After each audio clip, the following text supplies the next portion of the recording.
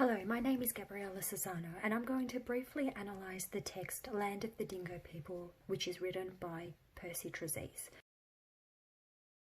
I bought this book right before Aboriginal Children's Day this year with the intention of introducing it to my family daycare children and my own. I've been thinking over the last year about the missed opportunities that I had in school to learn about Aboriginal culture and really see Aboriginal pedagogy running parallel with our curriculum, and I don't want my children to miss out just like I did. I do teach them about the history of our country, but it's mostly centred around colonisation and the injustices of colonisation, and of course this is definitely very important for them to know. But I want to go deeper and find ways on what connects us together, what knowledge the Indigenous community can teach us, and how we can add value to our teaching by understanding a different way of teaching. This unit has really been the first to provide me with a plethora of rich information on what intercultural understanding means. It has also given me tools and ideas on teaching strategies for Aboriginal learning. And one of the articles that I thought was truly amazing was written by Yanka Porter and Kirby. The knowledge within the conversation was remarkable, and I felt very privileged to have been able to read it.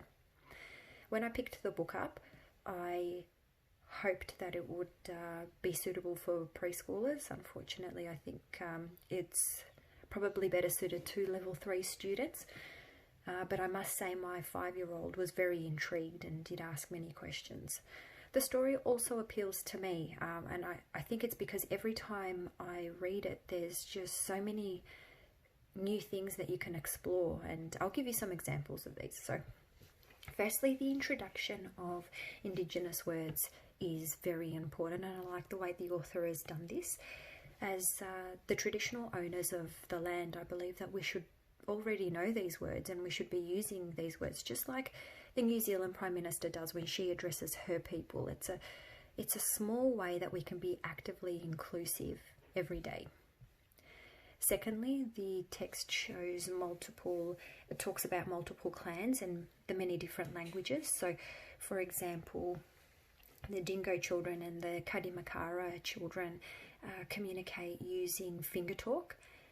It just shows how complex their culture is, and it's actually something that I never knew and never expected. Thirdly, introduces a story from Dreamtime and the children's dream road.